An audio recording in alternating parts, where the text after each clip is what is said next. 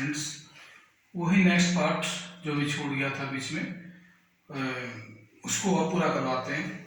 हमने बताया था सेना के डिपार्टमेंट, सेना विभाग और सेना कैसे देश को सुरक्षित रखती है, कैसे मजबूत बनाती है और देश को आगे बढ़ाने में सहयोग करती है।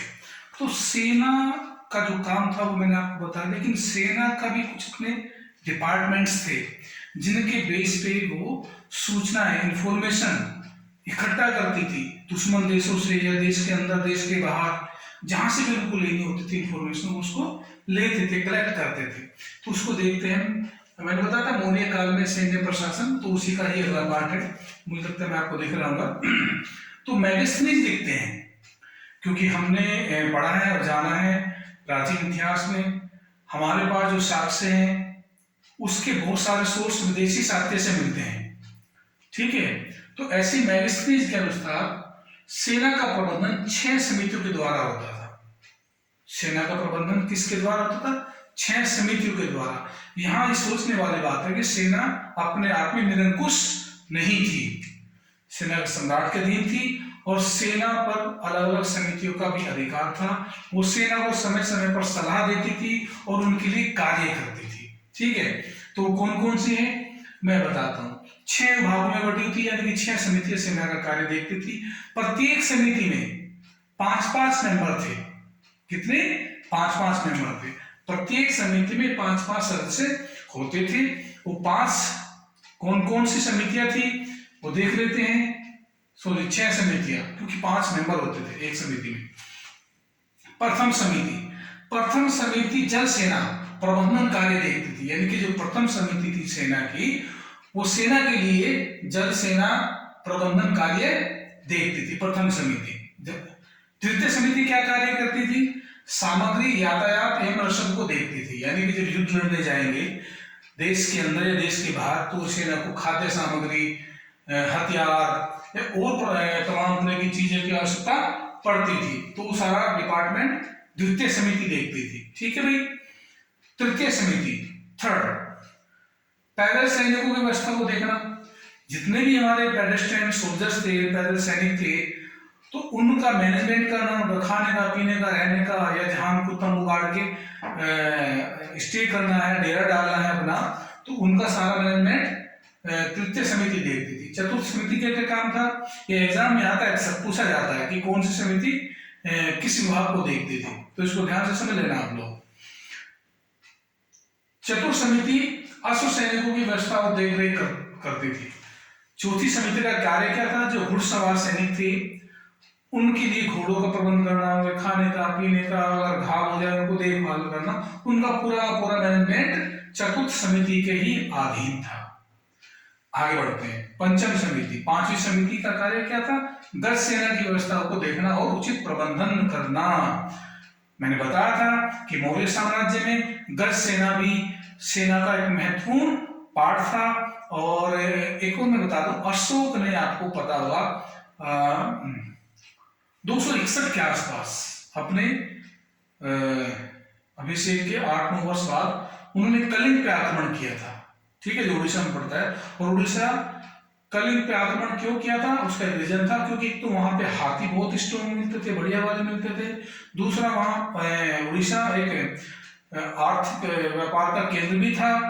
और तीसरा, वहां पे मलेच, बहुत वीर लोग थे जो मलेच को डिस्टर्ब करते रहते थे, तो उनको नष्ट करने के लिए किया था। छोड़ो, वो तो अगली बात पे आते हैं।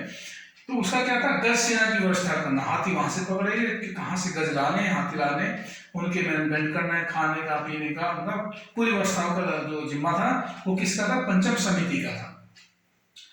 षष्ठम समिति, 6ठी समिति, रथ सेना का समुचित प्रबंधन करना। मैंने बताया था कि हमारी सेना के, यानी कि मौर्य साम्राज्य की सेना का एक और भाग था रथ सेना, तो उसकी देखभाल का कार्य भी किसके अंदर था?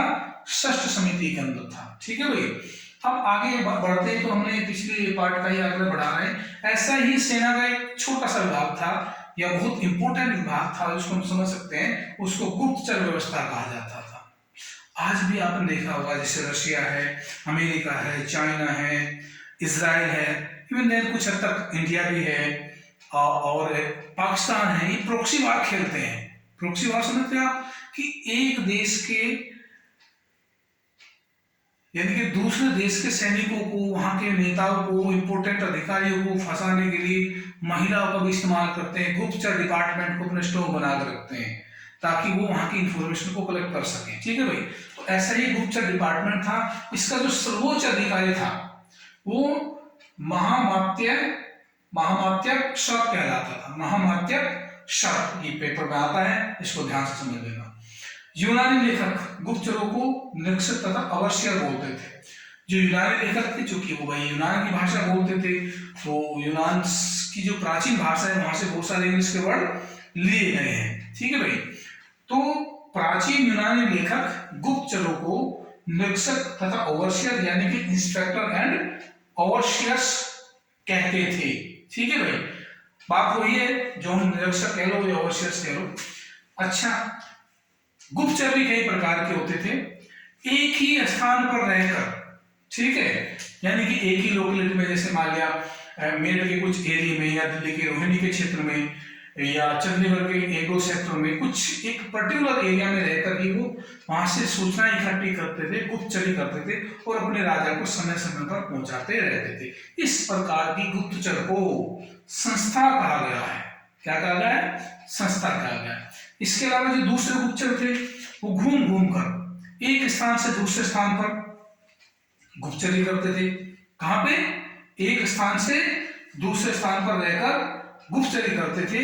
मेरठ के अंदर कह लो, चंडीगढ़ अंदर कह लो, मेरठ या दिल्ली, तो वो पूरे एरिया में घूमते रहते थे और सूचना इकट्ठी करके वो राजा को समय समय पर देते रहते थे। एक बीच में छोटी सी बात बताता हूं, अगर कोई गुप्तचर राजा को या संबंधित अधिकारी को गलत सूचनाएं देता था तो उसको दंड भी दिया जाता था और उसको उसके पद से हटा भी दिया जाता था।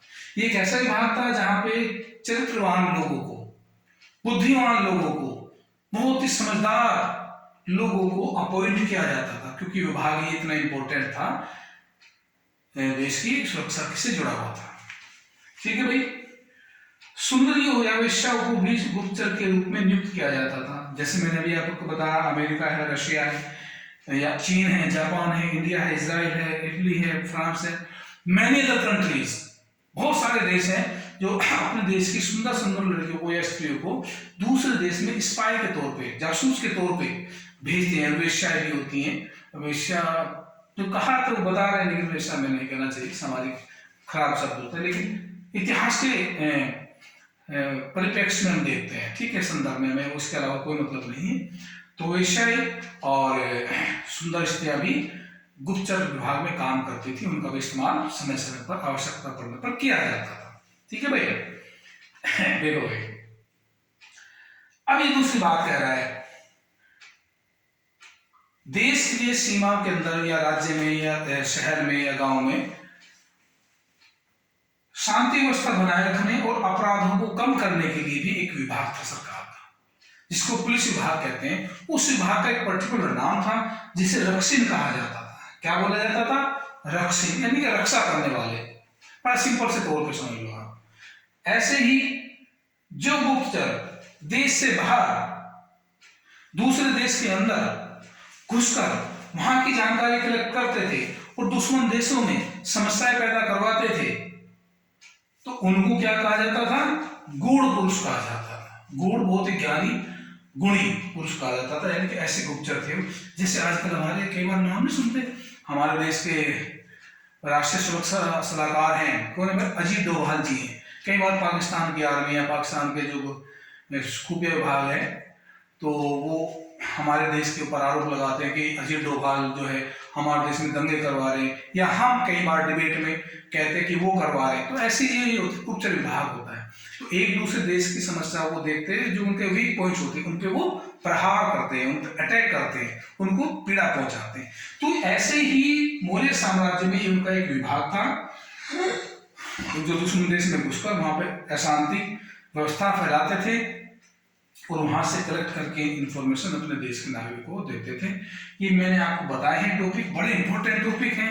कई बार इसमें से कई क्वेश्चन एग्जाम में फंसे हैं, स्पेशली टीजीटी, पीजीटी और एसएससी के एग्जाम में। और और टीचर की जो भर्ती है होती है उसमें आते हैं। और मैं उम्मीद करता हूँ ये आपके बहुत काम की चीज़ है। आप इसको पढ़ेंगे, जानेंगे, समझेंगे और इसको शेयर भी करेंगे, कमेंट भी करेंगे, लाइक भी करेंगे और बेल आइकन भी दबाएंगे और घंटा भी जरूर दबाएंगे। थैंक यू दोस्तों, very good, all the best.